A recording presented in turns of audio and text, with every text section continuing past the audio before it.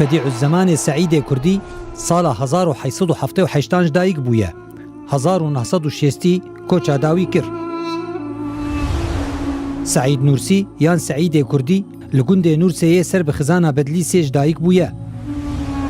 نویسکار برهمن رسائل نوره. ریبر جماعت نوره. د سال 1982 ده د 14 سالی خود ناسناو بدیع الزمان ورگرتیه.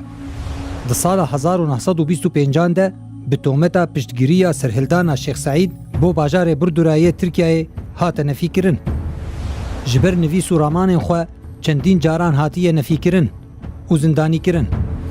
د 12 تیر ماه 1960 ده جعالی حکومت ترکیه و گوراوی هاتیه گوهرتن.